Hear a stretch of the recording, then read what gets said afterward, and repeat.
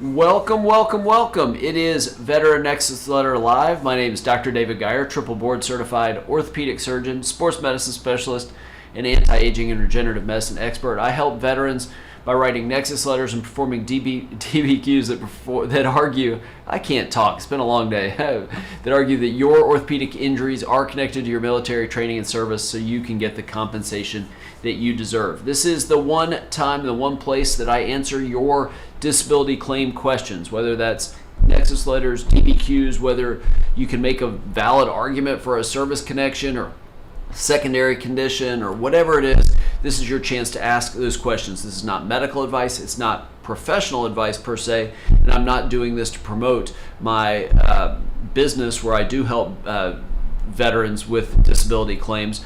I am doing this hopefully as a service so that you can get information completely for free. Again, not medical advice, not professional advice, so talk to the appropriate people, but I do hope to give you information that maybe enlightens you on some aspect of this claim. If you have a question, leave it in the chat on YouTube, not in the comments. I say that because every time I do this show, I'm not actually on YouTube now. I'm on a service called eCam that is sending it to YouTube. That's what helps bring the comments from the chat over. I can put them on the screen. But if you put them in the comments and not in the chat, in the comments, I will not see them. And I know that because every time I go into YouTube after the fact to do some admin stuff, I see comments that were left there that I never saw. So leave those in the chat. If you have any questions, see where Daniel put that and look for his comment.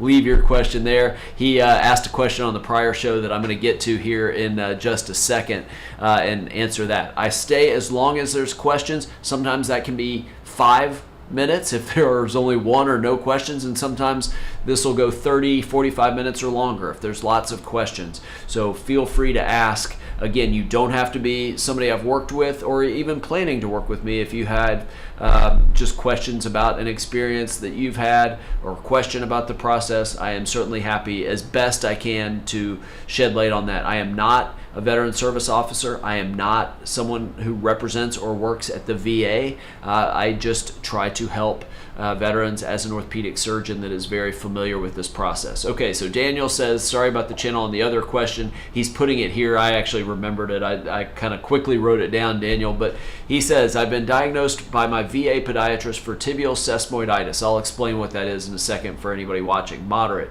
She completed a DBQ positive for me with this claim, was denied the decision, stated this was not rateable. Okay, I will get to your question, Daniel, but I do want to explain just for anybody curious what tibial sesamoiditis is. That is a condition on the ball of the foot under what's called your first metatarsal phalangeal joint. This is the joint that if it angles becomes hallux valgus or bunions. I shouldn't do hallux valgus, that's the technical term, bunions. But tibial sesamoiditis is an inflammation or almost a stress reaction of one of the two sesamoid bones. The tibial one is the side on the medial side, the side closest to the midline, and it is a tricky problem to get better. Just for people that know that, you typically see it in athletes that do a lot of jumping, basketball players, sometimes football players. It can be traumatic, like if you have your foot flexed, so all the weight's on your forefoot, and then you get hit from behind. That can sometimes start the process. The trick from a diagnosis standpoint is knowing that that's actually the source of pain. And so you can do MRIs and that type of thing, but even that might be tricky because there's a lot of different things that cause pain in that area. Having said that, the treatment is tricky. It usually starts with a period of non-weight bearing in a boot or sometimes a cast, sometimes complete non-weight bearing, and then if that doesn't work over many months, sometimes they even talk about a surgery. Got hiccups, really tricky problem. Here is what he's getting at. He put, Daniel says, even despite the positive DBQ, was denied as the decision was not considered rateable. So I don't know. I wasn't there and haven't seen the decision letter. This is what I think that means. There is not a specific VA diagnosis code, the DC whatever the 4-digit number is, for tibial sesamoiditis or sesamoiditis. There's flat feet, pes planus, there's plantar fasciitis, there's hallux valgus, and a number of other things.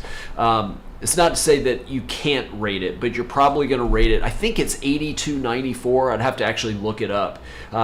other foot injuries, or if you have something besides the sesamoiditis, flat feet, hallux valgus, plantar fasciitis, you could lump it in with that. The VA typically does not allow separate diagnoses as separate ratings. There's some exceptions to that, but typically they're not. They want to prevent pyramiding and having basically symptoms from multiple diagnoses get multiple ratings. But you can do it as an other foot injury, and there's different ratings based on that, and it's based on severity and some other physical exam findings. So the DBQ can help with that. But yes, it can be rated. Now, if there's something else to it that I'm not getting, I'm not sure. So the other thing I thought was maybe they're saying, yes, you have the diagnosis, but it's not severe enough to classify for anything above 0. But even then, they usually grant service connection and then just add a 0% rating. So I don't think that's what they're talking about. But the answer, yes, there's not a specific diagnosis code for that. To be fair, and again, I don't know anything honestly about the claim. I would think sesamoiditis would be tricky to get service connected by itself anyway. I'd have to hear the story of the argument as to how that developed related to the military or secondary to some other condition, but it could be done, but it'd be tricky. He says he's service connected for bilateral plantar fasciitis and left ankle sprain. So they would lump that in together anyway. I mean, there are ways to separate them out, but I don't think they would in this case. I think, again, it's that whole pyramiding thing. Maybe the combination of the two might increase your rating if you can show both different worse physical exam. I'd have to see that DBQ, or you potentially repeat it with somebody that does a lot of that, but the podiatrist might be fine. But then show that increases the limitations in terms of activities you can't do and things like that. Maybe that helps, but my guess is just in general, plantar fasciitis a lot of times might have a higher rating than the other foot disorders or other foot injuries. But they're not, I don't see a scenario where you'd get those two separately. Maybe it's possible. I'd just be a little surprised. And he says, thank you. Yeah, this is hard in this setting because, without seeing the records and the denial letters, it can be hard, but that's what I think is going on. But they very rarely separate out foot injuries. And so they tend to lump them all in together. The best example is flat feet, pes planus. That is the highest ratings typically of the foot. And so if you have flat feet and a bunch of little other things, typically the rating is going to be based on your exam and different measurements and findings related to flat feet. So that is what all that is. But anyway, it's tricky, and I hope that helps. But those are my general thoughts. And Daniel is, despite other people on this call right now, he is the only one to comment. And I'll give some kind of closing remarks, and then if other questions come in, I'll answer those. Otherwise, it'll be a quick show. Again, this is not to promote my business because I have a whole medical practice, so this is something I do on the side, but I do a fair amount of it. If you are interested in potentially talking to me about a Nexus letter or DBQ or whatever it is, there's a link to the description below this video that'll take you to a page that has a free ebook I wrote, even though I'm in the process of revising it and creating different information products related to it. But you can get that free now. If you scroll down past that, you'll learn more about working with me and my team. Just fill that out. That sends a message to me and my team. We will get back to you and work on getting the process started. And we can talk about how potentially I could help you with your claim. Again, I'm not trying to promote that, but if I can help in any way, I certainly would love to do that. Definitely check out that ebook. There's no obligation. You get it completely free, and I think it's pretty helpful. You have to remember, and maybe I've said it here, but not in this way. I definitely tell the vets I do calls with. Easily 90% of the vets, 80 to 90%, is probably, at one point it was well above 90% of the veterans who reach out to me have been denied for a condition before they reach out to me. So now they want somebody with more credentials and experience as an orthopedic surgeon than the VA CMP examiners who are typically in primary care.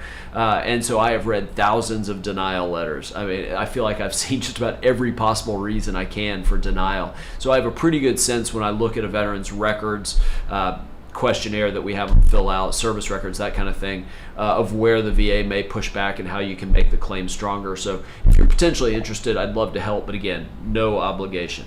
All right, Daniel Curl, G5C. Do you feel an in-person physical exam with you is the best way to go for a DBQ and Nexus letter filled out by you, so will be taken more seriously by the VA when I file my claim for an orthopedic condition?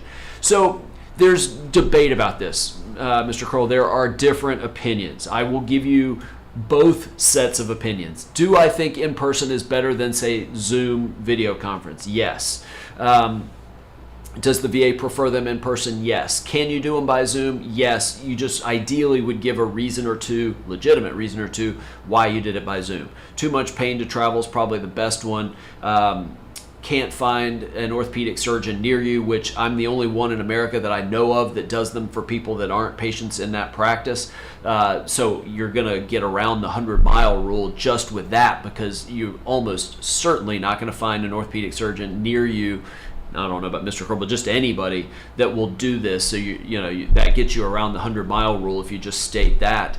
But they do like it in person because, and I do too, honestly, because you can do a better exam. There's just things you can't do by video conference. You can't do reflexes. You can't do passive range of motion. You can't really do sensation to light touch. You can't really do muscle strength and other parts of the exam. And so it's just a better exam, potentially get you better ratings because you can do parts of the test that you just can't do otherwise. The VA takes it more credibly, and they should. It's an in-person exam for orthopedics. There's medical conditions you absolutely could do by Zoom. Some of those exams for medical conditions don't even require an exam. It's just a discussion of symptoms and things like that, but in person. Now, is it, and I don't know the circumstances here, but if it's Nexus or DBQ as an exam, just a Nexus or Nexus plus the DBQ, I think the DBQ very rarely hurts. It can help for any number of reasons,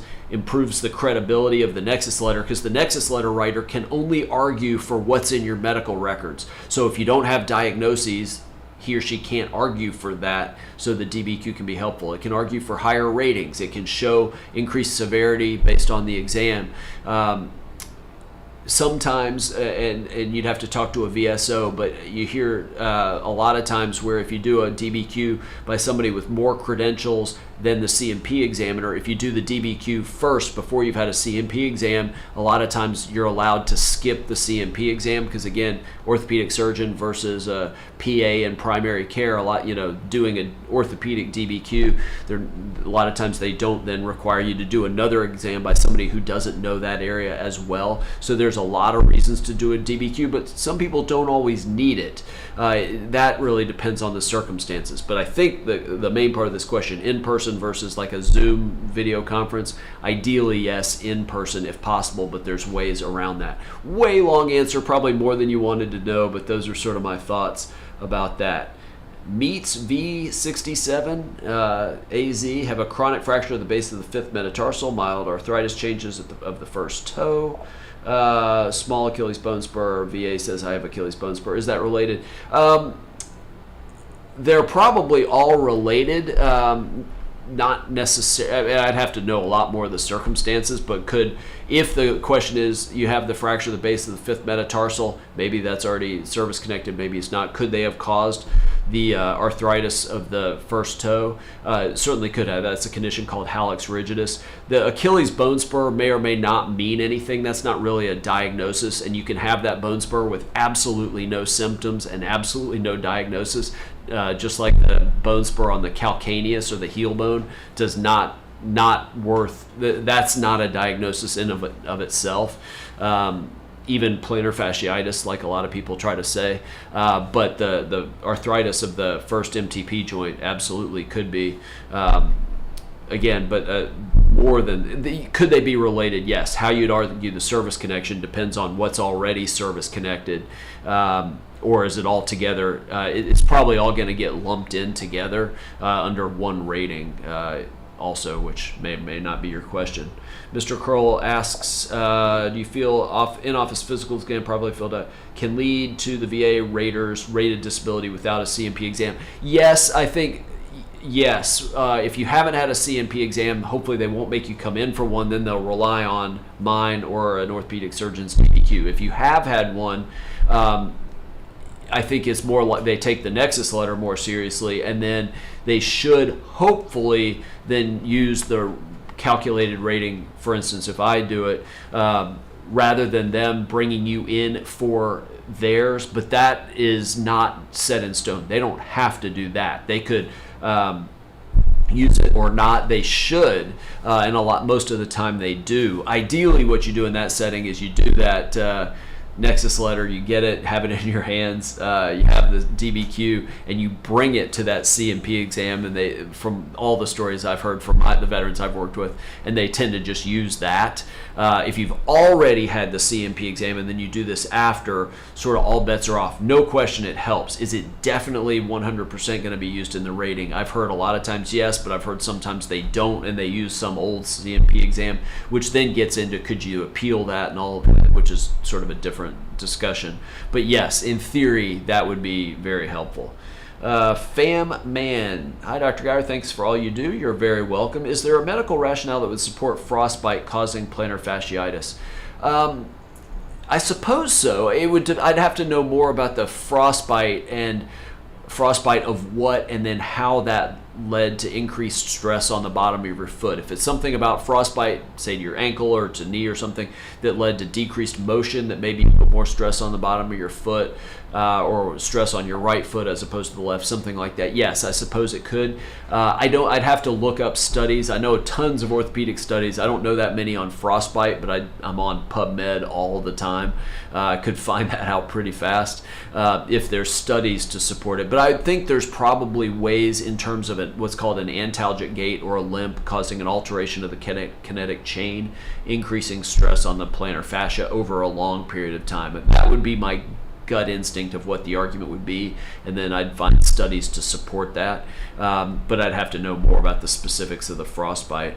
And that is, I think, where we are. I did that one. Yeah, I think we're good. Yeah, and he or she says frostbite bilateral feet. Yeah, I mean, I think that's possible to do. Again, it would be based on somehow limiting range of motion, increasing stress of that area. That would be an interesting one that they actually might separate the ratings, even though they're both foot conditions. Those are different, and I think you very easily could argue for a rating for frostbite of the feet and for plantar fasciitis of the feet, and they wouldn't get pyramided. Can't promise you that, but I think that somebody could make that argument pretty persuasively. Okay, that is all we've got. I very much appreciate everybody being here. I will be back doing this live show Monday, February 2nd at 5:30 p.m. I look forward to seeing you there if you want to join me. As always, watch the YouTube videos. Feel free to comment. I am fairly slow to respond to those, unfortunately, just due to all the stuff I have, but I do a lot of times read those comments and use them to make content for new videos, so just know that they're not going unread completely. Very much appreciate it. Check out the links below for the free ebook, and if you're potentially interested in learning more about working with me and my team, and I will see you very soon. Have a great rest of your night. Take care.